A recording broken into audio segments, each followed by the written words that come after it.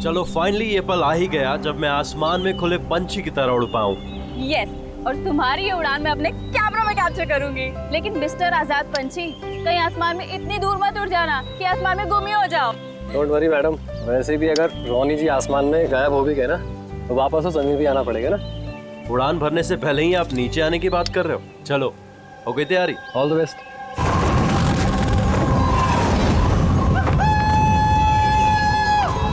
Yes, this is so much fun. Oh my God. Woohoo! Yes, come on, keep going, keep going. Alia, I love you. Ronnie, I love you too. वाह, लगता है काफी experience है इन उड़ान का। Of course, America में उसने काफी एडवेंचर स्पोर्ट्स ट्राई किए हैं, पंजी jumping, paragliding and what not. बस इंडिया में कभी कुछ ट्राई नहीं किया था, और अब जब इंडिया में आए ही हैं हॉलिडे के लिए तो क्यों ना कुछ ट्राई करें।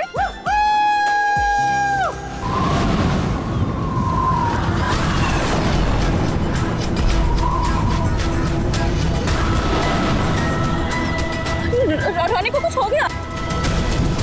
जॉनी को कुछ हो गया, देखो।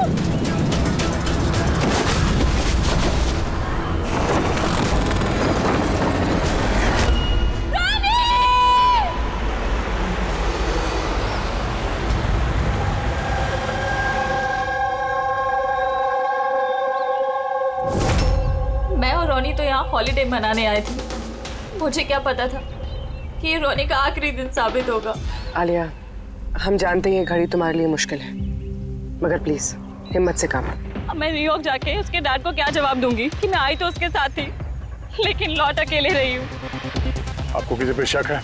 कौन मार सकता है रोनी को? सर, रोनी को कोई क्यों मारेगा? हम तो यहाँ किसी को जानते तक नहीं। कहीं ऐसा तो नहीं कि इसका कोई दुश्मन अमेरिका से इसका पीछा करते हुए यहाँ तक आ गया? नहीं सर, रोनी का कोई दुश्मन नहीं था। He was such a lively person, सब उसको पसंद करते थे। तो तुम्हारा कहना है कि यहाँ पे इंडिया में कोई रिश्तेदार, कोई दोस्त, कोई परिवार वगैरह नहीं है यहाँ पे? ये देश हमारे लिए अजनबी है सर। सब कुछ ना इन पैराग्लाइडिंग वालों ने किया है। Please sir, arrest them. आप हमें दोष मत दीजिए, रोजी रोटी है हमारी, हम क्यों मारेंगे किसी टूरिस्ट को? तो किसने मारा रोनी को फिर? सर ये मुझे भी समझ में नहीं आ रहा है, 3000 फीट की ऊंचाई से गोली कैसे चली, किसने चलाई? तो रोनी 3000 फीट की ऊंचाई पे उड़ रहा था? हाँ सर, और मैंने खुद गियर चेक किया था, कोई भी खतरनाक चीज नहीं थी उसके अंदर। और उसके आसपास किसी को उड़ते हुए देखा आसपास? नहीं सर, कोई भी नहीं था। आसमान एकदम साफ था, रेडियस भी क्लियर था, और वो अपनी उड़ान एंजॉय भी कर रहे थे। पर सडन पता नहीं क्या हुआ, एकदम से धड़ाम से नीचे आके गिर गए। ये जो घाव है ना, गोली चली है शायद किसी राइफल से। हाँ राइफल ही होगी, क्योंकि जिस हाइट पे ये उड़ान भर रहा था वहां से तो कोई शार्प शूटर ही गोली चला सकता है किसी राइफल से। जॉन, यहाँ आसपास किसी को गन या राइफल के साथ देखा है क्या तुमने? यहाँ पर गन लाना अलाउ नहीं है। आप असली गन की बात कर रहे हैं, वो दिवाली वाली पटाखे की बंदूक भी नहीं ला सकता कोई। आप लोगों ने देखा यहाँ पर किसी को? नहीं मैम, नहीं तो नहीं देखा। नहीं मैम। अच्छा आलिया, जब आप यहाँ पर आई रोनी के साथ, आपको किसी पे शक हुआ? कोई आप लोगों को फॉलो कर रहा हो, कोई आदमी जो गड़बड़ लगे? नहीं सर, ऐसा तो कोई नहीं था। तो क्या गोली आसमान से चली है क्या? सर मैंने बताया ना, रोनी जी के आसपास में कोई उड़ नहीं रहा था, तो फिर आसमान से गोली चलाएगा कौन? हाँ सर, आसमान में कोई भी नहीं था। आप चाहें तो ये फुटेज चेक कर सकते हैं, इसमें कोई भी नहीं है साथ में।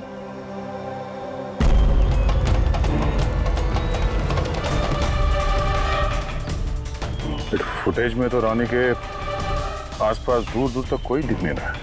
सर जमीन से नीचे से ऊपर किसी ने गोली नहीं चलाई। ये कह रहे हैं कि जब वो ऊपर रुका था तो कोई उसके आसपास नहीं था, तो ऊपर से भी गोली नहीं चला सकता। ये बताइए, ये गोली चली तो चली कहाँ से और किसने चलाई? कमाल है यार, इसका कोई दुश्मन नहीं है तो फिर इसको मारने के लिए इतनी प्लानिंग कौन करेगा? एक टेढ़ा केस लग रहा है। तो किसी टेढ़े आदमी को भेज देते हैं टेढ़े सबूत, शायद उसे कुछ पता चल जाए।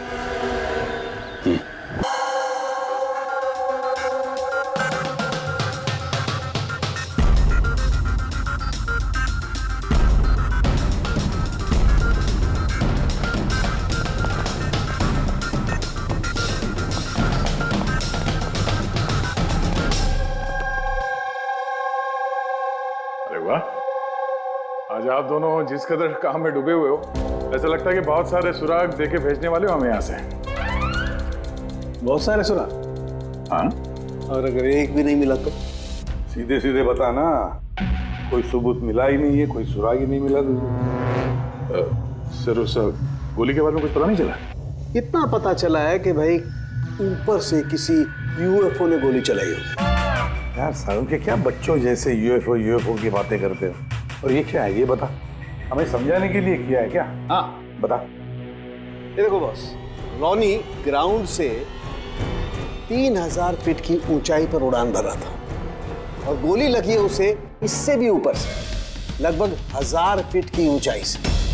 और ये गोली 60 डिग्री के एंगल से लगी है उसे। मुझे तो सोच सोच के चक्कर आ रहे हैं। आसमान में ऊपर से कौन गोली चला सकता है रोनी पे, और वो भी कैसे? अभी ठहर जा, और चक्कर आएगा। बॉस, ये गोली लगभग 3 किलोमीटर की दूरी से चली है ना, बड़ी अजीब बात है। गोली 3 किलोमीटर की दूरी से चलती है, 60 डिग्री में आती है, रॉनी के गले में घुस जाती है टेढ़ी। मतलब राइफल भी इस्तेमाल की है, बड़ी पावरफुल। बिल्कुल बॉस, राइफल भी पावरफुल है और गोली चलाने वाला भी पक्का निशानेबाज। इतनी ऊंचाई पर हवा बहुत तेजी से बहती है और टेम्परेचर भी ऊपर नीचे होता रहता है, फिर भी उसका निशाना चूका नहीं, एकदम अचूक पॉइंट पे लगा। तो गोली चलाने वाला भी मंजा हुआ खिलाड़ी है सर, एक शार्प शूटर। बिल्कुल, और ऐसे शार्प शूटर आसानी से तो मिलते नहीं जो ऐसा कारनामा कर जाए।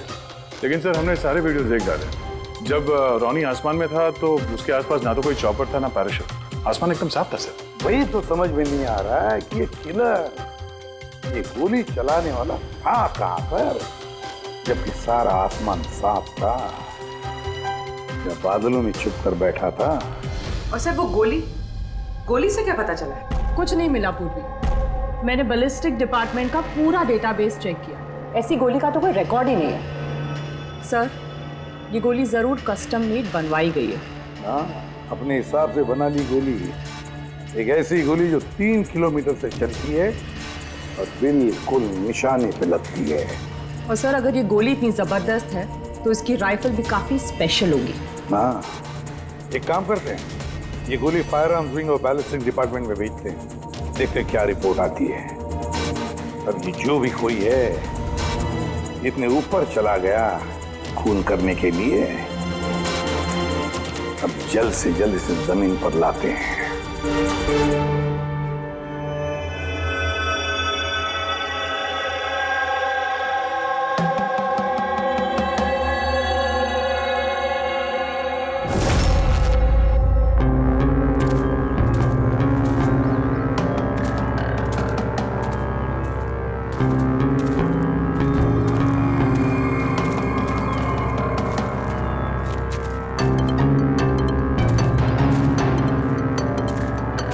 पास में है, we can do it। यार गुरु, अब और नहीं चढ़ सकता, बहुत थक चुका हूं मैं। बस नवीन, ज्यादा दूर नहीं है, 3000 फीट चढ़ चुके हैं, पास ही में है। we can do it, come on।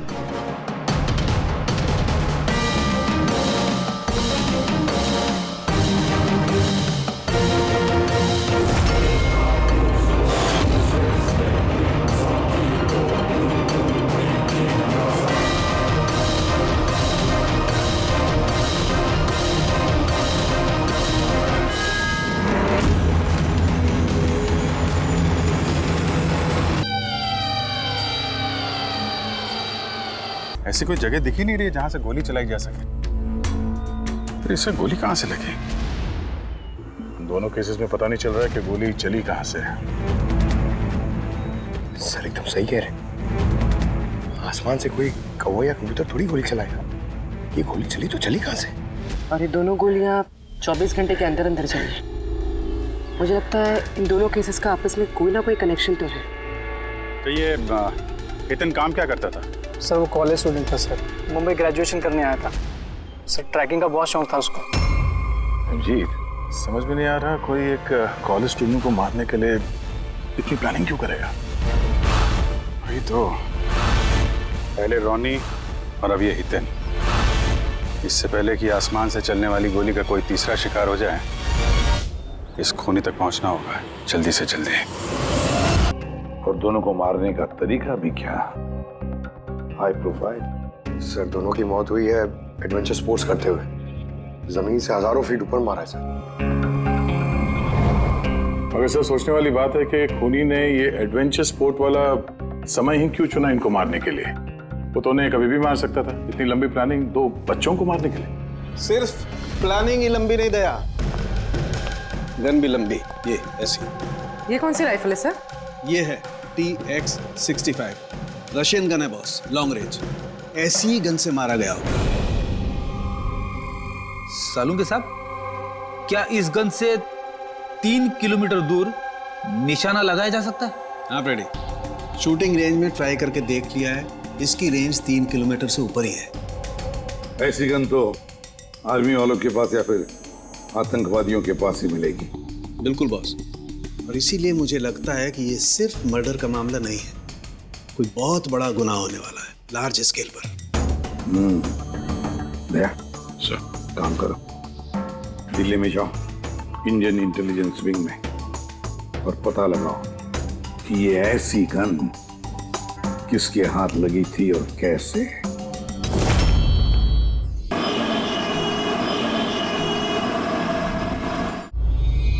ये सारे खून इसी राइफल से हुए हैं। और आप लोग तो जानते हैं ऐसी हाई प्रोफाइल राइफल सबके हाथ में तो लग नहीं सकती। आप बिल्कुल सही कह रहे हैं सर। और गौर करने की बात तो ये है सर कि ये राइफल कोई खरीदना भी चाहे तो खरीद नहीं सकता।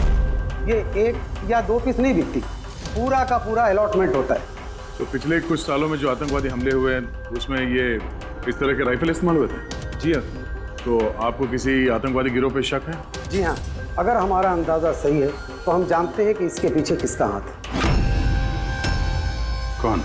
इलवारे जिले में कुछ समय पहले हमारी आर्मी ने बहुत सारे हथियार जब्त किए थे।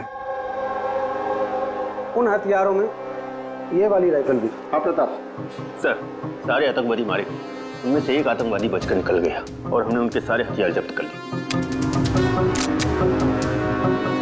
Well done Pratap sir. और जो आतंकवादी भागकर गया है उसके बारे में सारे पोस्ट को अलर्ट कर दो। तो ये काम उस आतंकवादी का हो सकता है जो बचकर निकल गया था वहां से? जी हाँ, और हमारी इंफॉर्मेशन के मुताबिक ये आतंकवादी गिरोह जल्दी ही कुछ बड़ा करने वाला है। शायद ये उसी की शुरुआत हो। ये दोनों जुर्म कोई मामूली खून नहीं है, ये जरूर कोई बड़ी साजिश है, बड़ी साजिश, आतंकवादी हमले की साजिश। हाँ सर, और इस हमले को रोकने के लिए पहले इन आसमान से चलने वाली गोलियों का राज का पता लगाना पड़ेगा सर। और इस राज का पता करने के लिए हमें सबसे पहले ये पता करना पड़ेगा सर कि आतंकवादी रॉनी और हितेन जैसे आम आदमी की हत्या क्यों की। वैसे क्या कॉमन है इन दोनों खून में? सर दोनों मर्डर हवा में हुए हाई प्रोफाइल राइफल से। किसी प्रोफेशनल शार्प शूटर का काम है सर ये। और सर इन दोनों केसेस में कोई वैंटेज पॉइंट नहीं है, कोई ऐसी जगह नहीं है जहां पे बैठ के खूनी इन दोनों पे गोली चला सकता है। वैंटेज पॉइंट, वैंटेज पॉइंट, कहीं यही तो वजह नहीं हो सकती है?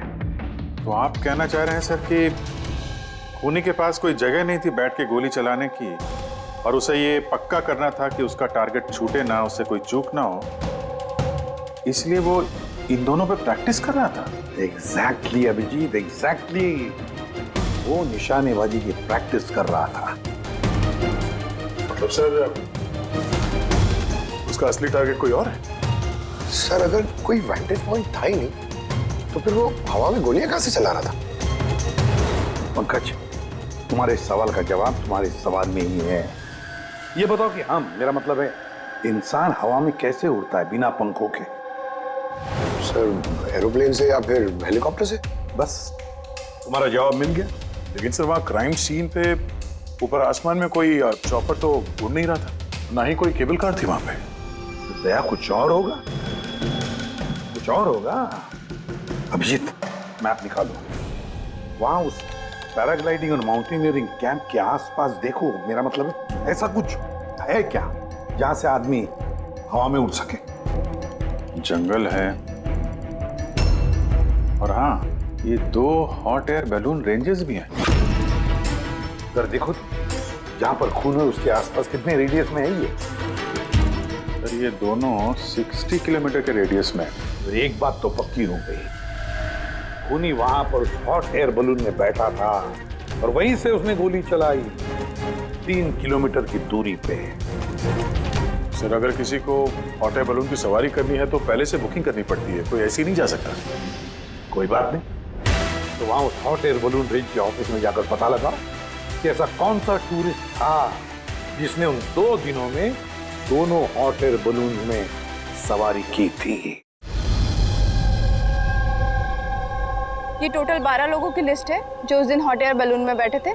कुछ लोग अलग बैठे थे और कुछ लोग ग्रुप बना के बैठे थे। तुम्हें कुछ याद है कि इनमें से कितने लोगों के पास कोई सामान या कोई बैग्स थे, या फिर कोई बदमाश जैसा दिख रहा हो? नहीं, बदमाश तो कोई नहीं लग रहा था, लेकिन एक बूढ़ी आंटी थी जिन्होंने बैकपैक रखे हुए थे और वो चश्मा और टोपी भी लगाई हुई थी। हाँ, हम भी हैरान थे कि इस उम्र में ऐसी ट्रैवलिंग का जज्बा। और जब फोटोज खींची जा रही थी तो वो शर्मा रही थी और अपना मुंह छुपा रही थी।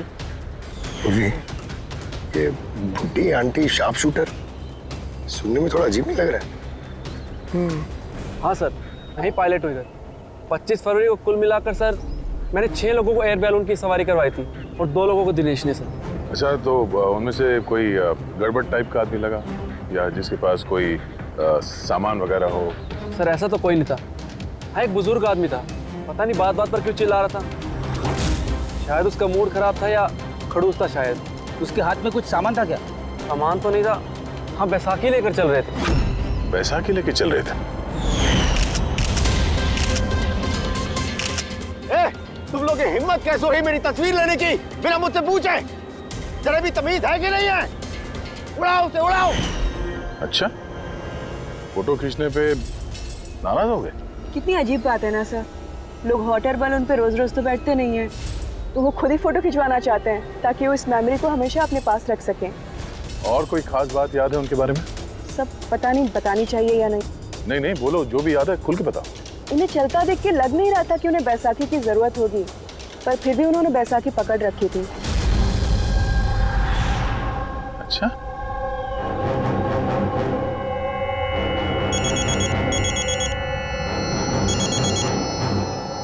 हाँ सर। हाँ पूर्वी, कुछ मालूम पड़ा? सर यहाँ पर एक बूढ़ी औरत आई थी और उसके हाथ में एक बैकपैक भी था। और हाँ, फोटो खिंचवाने से भी ऐतराज कर रहे थे। अच्छा, यहाँ भी एक बूढ़ा आदमी आया था हॉट एयर बलून में बैसाखी लेके, और उसे भी फोटो खिंचवाने से परहेज था। सर कहीं ये बूढ़ा आदमी और ये बूढ़ी औरत एक ही इंसान तो नहीं है? एग्जैक्टली, वही शार्प शूटर। उसके बैग में और इसके बैसाखी में वो राइफल था जिससे ये खून हुए। और सर दोनों दिन ये ऊपर अकेला ही गया होगा, क्योंकि अगर किसी और टूरिस्ट के साथ जाता तो फिर राइफल सेट करने में और निशाना साधने में काफी मुश्किल हो जाते। नहीं पूरी, मुझे लगता है वो अकेला तो नहीं गया होगा। मतलब हॉट एयर बलून चलाना और साथ में ये राइफल भी चलाना, दोनों काम एक साथ करना जरा मुश्किल है। इस हॉट एयर बलून का पायलट भी होगा साथ में। मतलब सर इस जुर्म में पायलट भी मिले हुए हैं? यस, एक काम करो, उस पायलट को पकड़ो जल्दी। उस दिन उस बूढ़ी औरत को ऊपर बलून में कौन ले गया था? पायलट कौन था? संजीव था।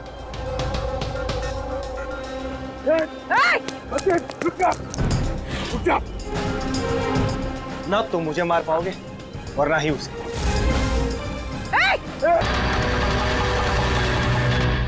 ये तो अपनी जान देने के लिए तैयार था। ये कोई छोटे मोटे मर्डर्स नहीं है पंकज, कोई बहुत बड़ा मिशन है जिसे अगर जल्द से जल्द नहीं रोका गया तो कुछ बहुत बुरा हो सकता है। अच्छा गीता, 24 फरवरी को जो आदमी ग्रुप में नहीं जाना चाहता था, अकेले जाना चाहता था, उसका पायलट कौन था? कौन लेकर? सोलो ट्रैवलर को तो दिनेश लेकर गया था। कमाल है दिनेश, इतनी देर से चुप बैठे हो, कुछ बोल ही नहीं रहे हो। तुम लोग मुझे पकड़ नहीं पाओगे।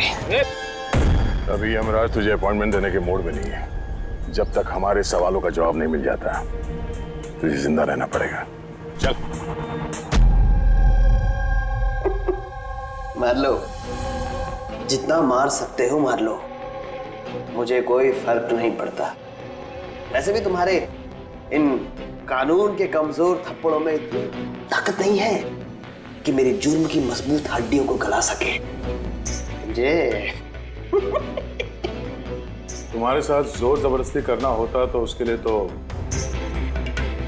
2 मिनट का काम है हमारे लिए,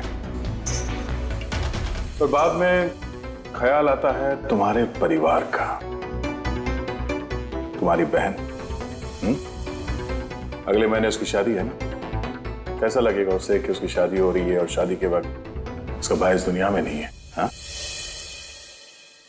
और तुम्हारी माँ हर महीने खर्चे के लिए पैसे भेजती हो ना, तुम्हारे जाने के बाद कौन ख्याल रखेगा उसका? कभी सोचा है इसके बारे में? हाँ? नहीं? चलो, अब भी मौका है, सरकारी गवाह बन जाओ। वादा करते हैं तुम्हारे जेल जाने के बाद तुम्हारी माँ का ख्याल हम रखेंगे। सच? मतलब पूरा ख्याल रखोगे? पूरा ख्याल? हाँ, तुम्हारी माँ का पूरा ख्याल रखेंगे। तुम बस ये बताओ कि किसके लिए काम करते हो? तुम्हारा बॉस कौन है?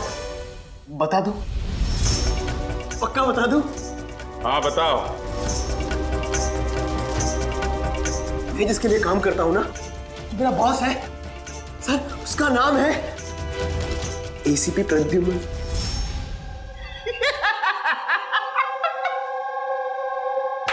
एसीपी प्रद्युम्न, जाओ पकड़ लो और गिरफ्तार कर लो उसे। कहा था ना, मैं कुछ नहीं बताने वाला, जो कर सकते हो कर लो। सीआईडी वाले, सीआईडी। ओ बॉस, बॉस।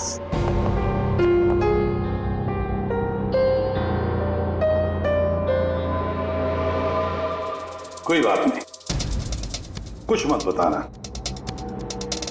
अब हम ना तुमसे कुछ पूछेंगे, कुछ बताने के लिए तुम पर जोर जबरदस्ती करेंगे, कुछ नहीं, सिर्फ एक करेंगे, हम तुम्हें सोने नहीं देंगे। सोने नहीं देंगे? वैसे भी मैं अगर जागता रहा तो मैं कुछ बताने नहीं वाला हूं आप लोगों को। कोई जरूरत नहीं, कुछ मत बताओ, पर सोने नहीं देंगे तुम्हें। ओके? यार दया, मैंने तो सुना है कि आदमी खाने पीने के बगैर तो काफी दिनों तक सरवाइव कर सकता है, लेकिन सोए भी ना, कितना तड़पेगा ये बेचारा। बड़ी बुरी मौत मरेगा, मुझसे तो देखा नहीं जाएगा।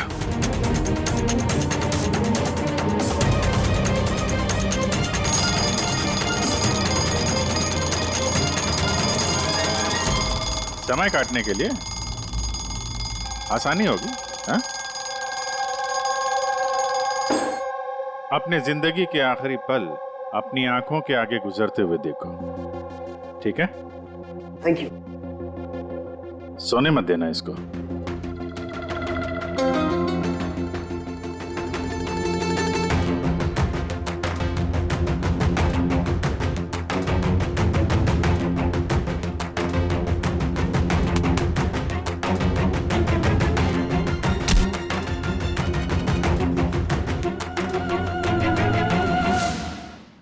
Ready sir. अरे कहाँ हो यार?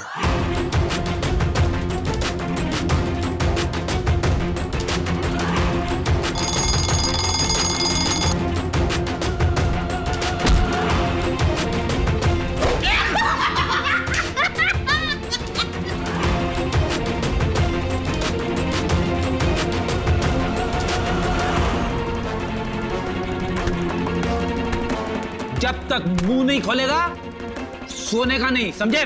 5 मिनट में नहीं, नहीं 1 मिनट, 1 मिनट तो सोने दो। 1 सेकंड, सोऊंगा नहीं, नहीं सोऊंगा बिल्कुल नहीं, बिल्कुल नहीं सोऊंगा।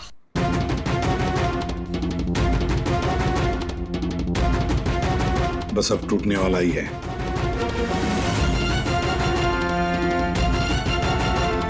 सब बकना शुरू कर देगा अभी। बल्लू, बल्लू नहीं सोएगा तू? उठ।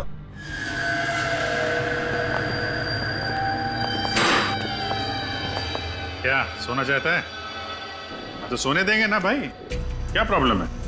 चलो हम सोने देंगे तुम्हें। खाली ये बताओ कि तुम्हारे गिरोह का प्लान क्या है? हाँ बता दो। मेरा नाम दिनेश नहीं है, मेरा नाम हाँ मेरा नाम बल्लू है, दिनेश नहीं है मेरा नाम। और मुझे स्पेशली इसी मिशन के लिए तैयार किया गया था। और जो दो मर्डर हुए थे ना, वो प्रैक्टिस थी। हमारा असली मिशन है उसको मारना। और स्टीव, क्या नाम है उसका? वो स्टीव मल्डर। स्टीव मल्डर, वो इंटरनेशनल पीस मीडिएटर, शांति दूत जो हमारे देश आया है, दुश्मन देशों के बीचों शांति का करार करवाता है, आतंकवाद बंद करने के लिए। इसी भी हम नहीं चाहते कि आतंकवाद कभी रुके। और स्टीव मल्डर तो मरेगा, तुम लोग कुछ नहीं कर सकते। और तो कर भी लोगे ना, उसको बचा भी लिया ना, और स्टीव मल्डर को खत्म कर देंगे हम। हमारा जो शार्प शूटर है ना, एकदम रेडी। कहाँ मारने वाले हैं और कब?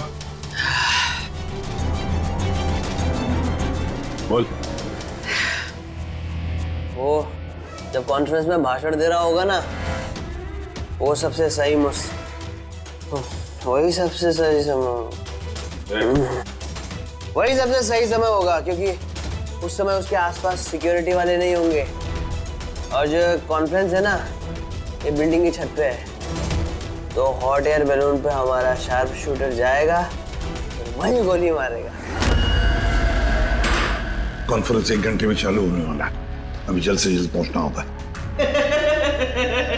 अरे तुम लोग कितनी कोशिश कर लो, नहीं बचा पाओगे उसे। और हाँ, अगर तुम लोगों ने बचा भी दिया ना, तो हम दोबारा प्लान बनाएंगे, दोबारा मार देंगे। कौन मारेगा? कैसा दिखता है वो? अरे मैंने उसकी शक्ल नहीं देखी अभी तक। जब भी आता है भेष बदल के आता है, तुम लोग क्या उसे पकड़ोगे? हॉस्पिटल ले जाओ जल्दी। सर, क्या हम हॉट एयर बलून रुकवा नहीं सकते जब तक ये कॉन्फ्रेंस पूरी न हो जाए? नहीं फ्रेडी, ये हॉट एयर बलून हम नहीं रुकवाएंगे। अगर आज रोक दिए तो कल दूसरा प्लान करेंगे। आज का प्लान हमें पता है, हम आज ही भिड़ेंगे इनसे।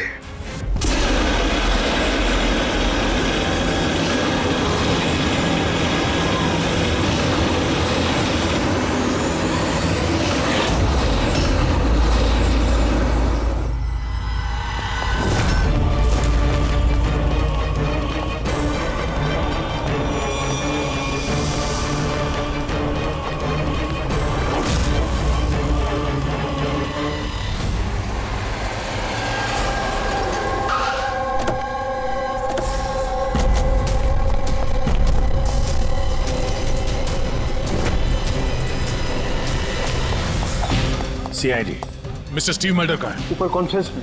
हमें ले चलो उनके पास, जल्दी हरिए।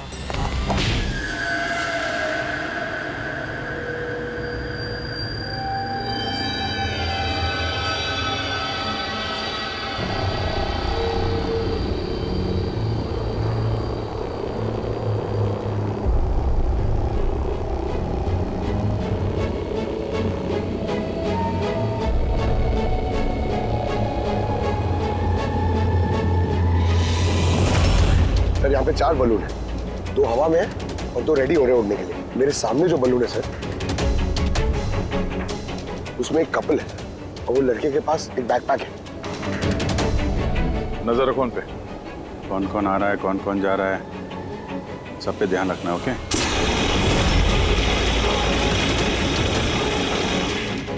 सर, उनका बलून टेक ऑफ हो गया सर। हाँ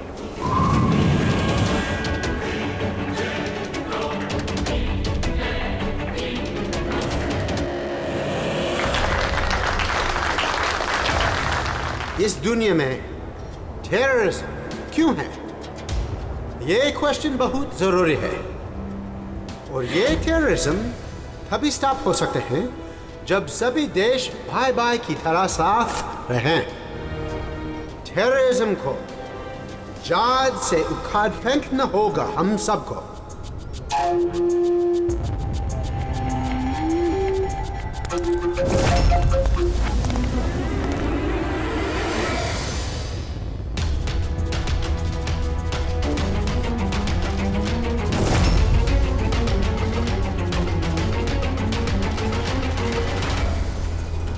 दो म्यूजिशियन है उड़ने की तैयारी में।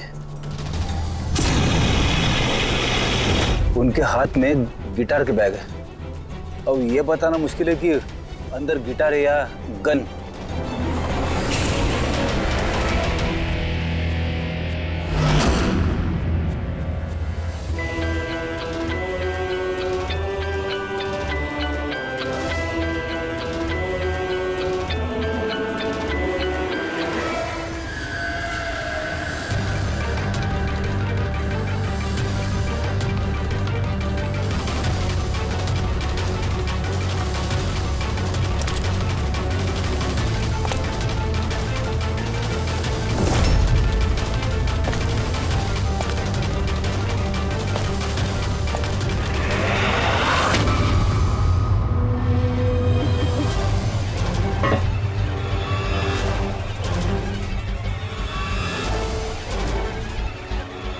सर और एक आदमी आया है, उसके पास एक बैकपैक और एक क्रच है। वेट करते हैं।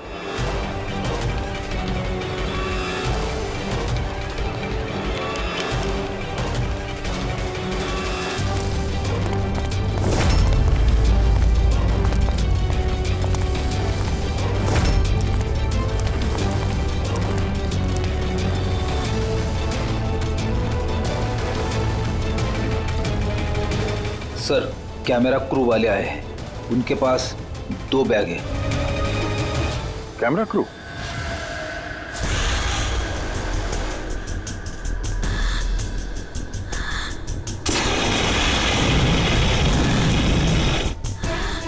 उन्हें नजरों से ओझल होने मत देना। नजर रखो उन पे।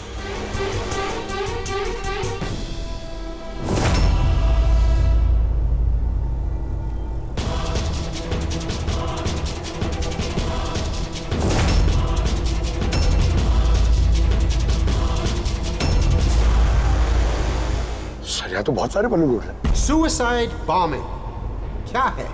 कोई खुशी खुशी हो अपनी जान देने को कैसे रेडी हो सकते हैं? जिंदगी अनमोल। Oh no. We need to respect ये सारे बलून? life। और हर देश वो कौन सा बलून होगा जिसकी हमें तलाश है? लगता है भेष बदल के आया है। ये तो शक्ल से कुछ गड़बड़ लग रहा है।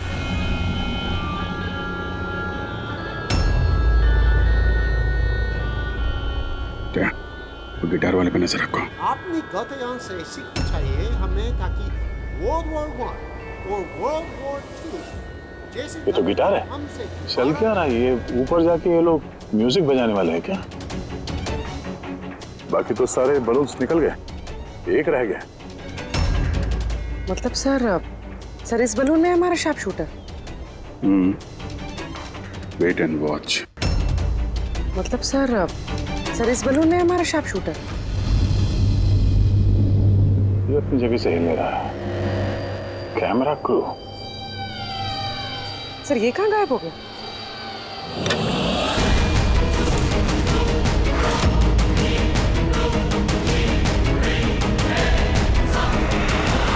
सर इसके पास तो राइफल है, वैसे जैसे साड़ू के सर ने बताई थी। अभिजीत,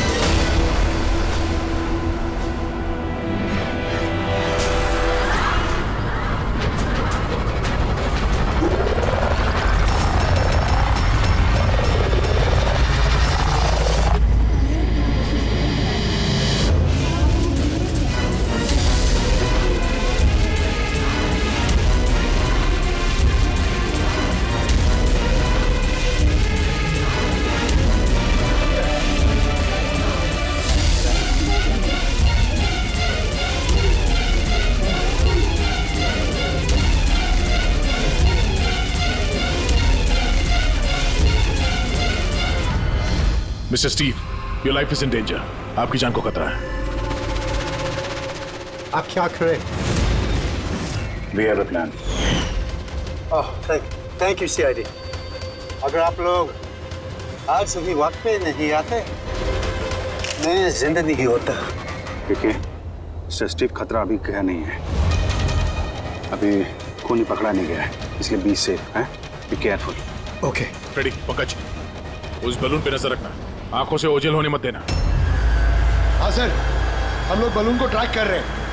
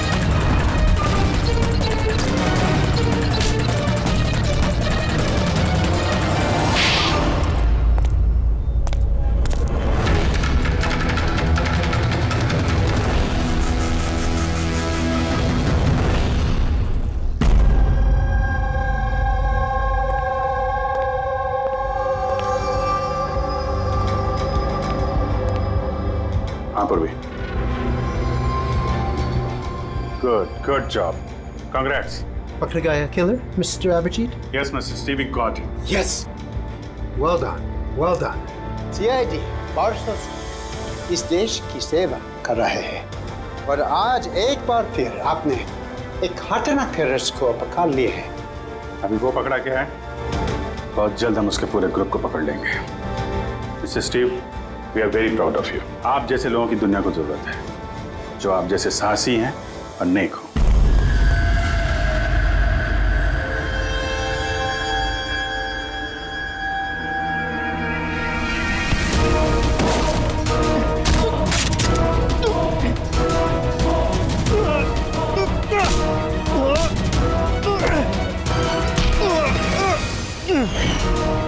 तो तुमने भेस बदलकर अमी और हितेन का खून किया था। तुम मिस्टर शार्प शूटर, अब जेल की उड़ान भरना और फांसी पे छूटते हमें समझा। तुम्हें क्या लगता है तुमने मुझे पकड़ लिया तो स्टीव जिंदा बच जाएगा? कभी नहीं। हमारी तादाद इतनी ज्यादा है कि तुम्हारा कानून हमें ढूंढते ढूंढते थक जाएगा, लेकिन हम खत्म नहीं होंगे। खत्म होगा तो तुम्हारा ये देश। एक खटमल हमारे देश पे बुरी नजर डालने वाले आए और चले गए। जानता है हमारे देश को आजाद हुए कितने साल हो गए? 70 साल।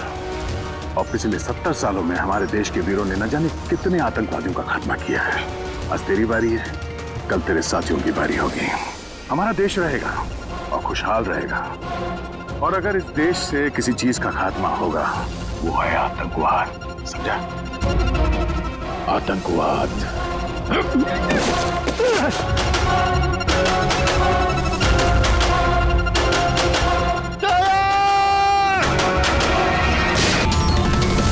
आतंकवादी, पीठ पे ही गोली मारोगे? हम लोग यहाँ खाते गोली, यहाँ।